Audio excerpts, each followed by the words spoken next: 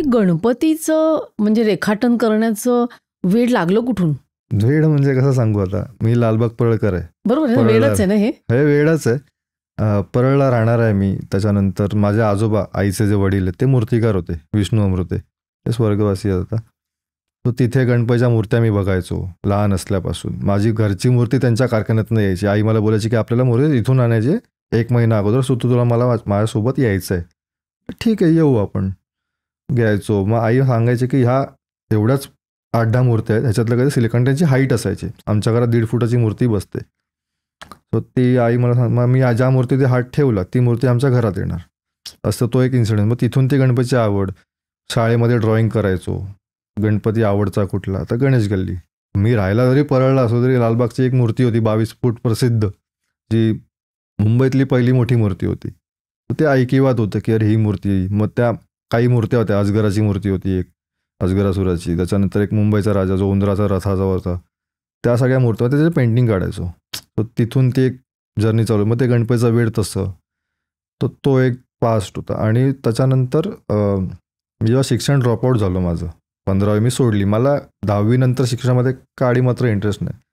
क्रिकेटमधले पहिल्यापासून उरमलेलो मी, त्याच्यामुळे तो नाही. मग आईला मी खूप वेळा कन्व्हिन्स केलं की मला नाही करायचं आहे का, शिक्षण नको, पण मला स्वतःचं काहीतरी करायचं आहे. मग ते करता करता मध्ये एका ठिकाणी होतो, तिथे अवॉर्ड फंक्शन होते. तिथे थर्माकोल आर्टिस्ट होतो, जे झीचे वगैरे जे जे अवॉर्ड चालायचे, थर्माकोल आर्टिस्ट होते. तिथे पर डे काम केलं. 400 रुपये 500 रुपये पर डे. का तर स्वतःसाठी पाहिजे, पोटाला काहीतरी लागतं ना, म्हणून पाहिजे. किती दिवस आईबाबांकडनं मागायचं, हे एक होतं माझ्याकडे. आणि मग तिथून तो थोडासा एक ब्रेक झाला तिथे. तिथून मी ठरवलं की आता स्वतःचं काहीतरी करायचं. थोडासा डिप्रेशनमध्ये होतो तेव्हा एक सिरियल यायची, मराठी पाऊल पडते पुढे. तिथे एक आर्टिस्ट होते नितीश भारती म्हणून, ज्यांनी आता संजय लीला भंसाळींचा जो लोगो आहे हाऊसवाला, तो त्यांच्या क्रिएटिव्हिटीमधनं आलेला आहे. आणि जे इंडियाला रिप्रेझेंट करतात as a sand artist. So तिथे मी बघितलं होतं की एका मुळाक्षरातनं अ मध्ये असेल, ब मध्ये असेल, ई मध्ये, झेड मधला गणपती वेगवेगळ्या प्रकारचे बघत होतो. आणि मी म्हटलं अरे असं काहीतरी वेगळं आहे, नवीन आहे. जर एका अक्षरात नव्हतं, म्हटलं नावातला का नाही. सो तिथे मी ठरवलं की हे आपण करणार. आणि तो जर्नी सुरू झाली. मी पहिलंच अक्षर केलं ते आई या नावातलं केलं. ती जर्नी तिथून सुरू झाली की आई म्हणजे ऑब्वियस आहे, पहिलं प्रेम तेच असतं. गणपती आई आपण म्हणतो. आईचा जो स्ट्रगल आहे, आता माझे घराचे जे काही ब्रेकडाऊन्स होते त्याच्यामुळे आम्हाला शिफ्ट व्हावं लागलं. काही वर्ष मी वेगळं राहायचो. आईसोबत राहायचो, बाबांसोबत नव्हतो.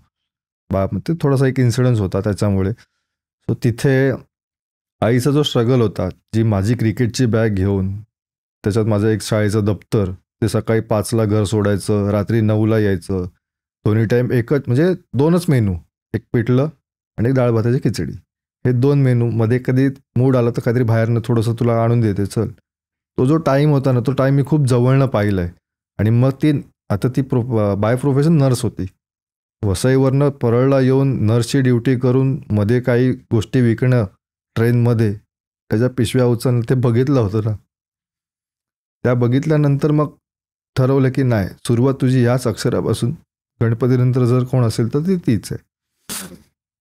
तो तिथून ती जर्नी. आणि माझ्या प्रत्येक गोष्टीत तो जो बॅकबोन, क्रिकेट म्हटलं तर क्रिकेट, मला जे अवॉर्ड फंक्शनला डेकोरेशन करायचं ते, जे मी करायला गेलो त्या गोष्टी, तू कर मी तुझ्या पाठीशी, तू कर मी तुझ्या पाठीशी आहे, हे जे बोलणं आणि तुझं स्वतः बॅकबोन म्हणून तयार राहणं ना, खूप मोठं काळीज लागतं त्याला. बाकी असं काही नाही. पण नुसतं आई असं नाही, पण कालांतराने मग बाबांना पण समजवलं. गणपतीमध्ये एक घरात इन्सिडन्स घडला होता. आयुष्यातला पहिला इंटरव्ह्यू एका चॅनलवरती होता आणि माझ्या घरात चलचित्र चालायचं. आम्ही नवीन चालू केलेलं की गणपती ॲक्च्युली 1970 पासून बसतोय, आजोबांपासून. सो तो बाबांनी पुढे वारसा केला. बाबांनी नंतर मला एक सांगितलं की थोडासा मी 10वी पास आउट झाल्यावर की कसं काय, मला एक काहीतरी वेगळं करून बघायचं. म्हटलं काय करायचं, चलचित्र करायचं आहे. तिथे मग ते चलचित्र आलं, तिथून मग तो गणपती, मग माझा इंटरव्ह्यू, त्याचं ते आर्ट, मला आर्ट पण करायचं तिथे इंटरव्ह्यू जाऊन. आणि बाबांचं डेकोरेशन ते प्लग ऑन ऑफ करायचं आहे, लाईट दाखवायचे, साऊंड ऑन करायचं आहे. जे चलचित्र बाहेर दिसतं सार्वजनिकमध्ये ते आम्ही घरात करायचा प्रयत्न केला. तिथे भांडण झालं पहिल्याच दिवशी गणपतीच्या घरात, बाबांचं आणि माझं. बाबा बोलले की तू डेकोरेशन दाखवणार की तू इंटरव्ह्यू देणार, आणि इथे मीडिया आली तर मी मॅनेज कसं करू. म्हटलं होईल सगळं नीट. तो बसलाय. मी इंटरव्ह्यू देऊन घरी आलो. तेव्हा मीडिया घरी आली नव्हती. घरी मीडिया पण आली, माझा इंटरव्ह्यू पण झाला, मीडियाला बाईट्स पण दिला, शो पण दाखवला. पहिलं वर्ष चलचित्र देखावं, पहिलं प्राईज पूर्ण मुंबईत नव्हतं. अष्टविनायक यात्रा फ्री ऑफ कॉस्ट हे आमचं प्राईज होतं. पैसे वगैरे नव्हते. आता हा गणपतीचा चमत्कार आहे की अजून कोणाचा तुम्हीच सांगा. तो एक प्रकार होता. मग ती जर्नी खूप वेगळी आहे. आईचं आणि माझं नातं वेगळं आहे, बाबांचं आणि माझं वेगळं आहे. मित्रांचा पण खूप सहभाग आहे या सगळ्यात. काही मित्रांनी कान पिळले, काहींनी बॅकस्टॅबिंग केलंय, काहींनी खूप झालेत, खूप आहेत. चाड्या करणं, चुगली करणं. शाळेत, कॉलेजमध्ये की पुढे जाऊन? पुढे जाऊन. शाळेतले ते नॉर्मल आहेत. शाळेतल्या लोकांना कुठे काय तेवढं कळतं. कॉलेजमध्ये पण आपण लहानच असतो. कॉलेजच्या नंतर जे चालू होते ते तुमचं खरं आयुष्य आहे असं मला वाटतं. तोपर्यंत आपण लहानच असतो. ते जे काय केलं म्हणजे काही गोष्टीत की अरे हा काय इकडून तिकडून बघूनच शिकलाय, स्वतःचं काय नाही आहे, अशा खूप चुगल्या झाल्या आहेत. माझ्याकडे काही फोटोज वगैरे होते त्यावेळेला. मी निग्लेक्ट केलं त्या गोष्टी. मग काही मित्र असे पण आले की अरे सोड, निगेटिव्ह बाजू सोडून द्यायची आयुष्यात, पॉझिटिव्ह बघायचं. काही मित्रांनी सेलिब्रेशन मगाशी सांगितलं की सेलिब्रिटीपर्यंत पोचलो असा. काही मित्र होते. प्रणय म्हणून एक मित्र आहे जो मराठी इंडस्ट्रीमध्ये काम करतो, नाटक विभागामध्ये. त्याने असाच संपर्क केला फेसबुकच्या माध्यमातून की तू काय करतो, मेहनत घेणार, किती करणार सेलिब्रिटी आर्ट, बघूया, तुझी परीक्षा मी घेतो. त्याने केलं. मग आम्ही दोघांनी मिळून मग ते सेलिब्रिटीचे आर्ट दिले, बरेच सेलिब्रिटी आर्ट दिले. त्याचे जे अनुभव आले तो पण खुश आहे त्या गोष्टीमध्ये, मी पण खुश आहे.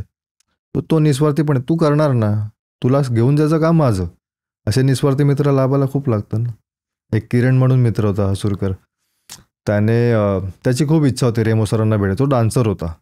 आणि माझा जो मित्र होता अमित कोकाटे, तो तिथे कामाला होता एका हॉटेल साईडला. तो मला बोलला की दोघांनाच यायला मिळेल, तिसरा नाही. आणि नेमकी आमच्यासोबत एक मित्र होता प्रिन्स म्हणून, त्याला पण रेमोला भेटायची इच्छा, तो पण डान्सर. मग म्हटलं भाऊ दोघांपैकी एकालाच.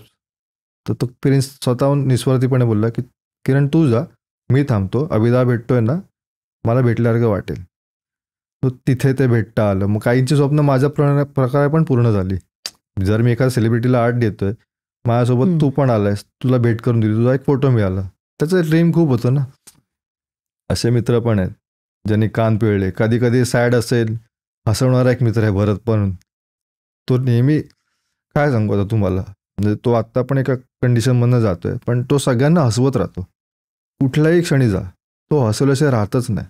एक तर तो आहे बोलू छान हसत राहणारा, आणि बोलतो छान, बोलतो काय असेल तर समजवतो, थोडेसे कान पिळतो, ओरडतो पण हक्काने.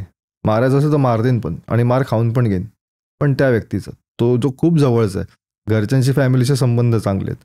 प्रणयचे रिलेशन खूप चांगले आहेत फॅमिलीशी. आईशी बोलणं होतं, भरतचं पण आहे, घरी येऊन जाऊन असतं असं आहे. आणि बायकोचा सपोर्ट तर आहेच. वाईफ आहे माझी जी हाऊसवाईफ आहे. तर हळूहळू ही स्वरा मुलगी आहे माझी नभा म्हणून, ती सांभाळते. तिला पण या गोष्टीत आवड खूप आहे. मला वाटतं हा आजोबांकडनं, वडिलांकडनं असा तुमच्याकडे वारसा आलेला आहे ना. ही क्लिप शेवटपर्यंत बघितल्याबद्दल खूप खूप धन्यवाद. संपूर्ण एपिसोड बघण्यासाठी खाली दिलेल्या लिंकवर क्लिक करा आणि सर्व काही चॅनलला सबस्क्राईब करायला विसरू नका.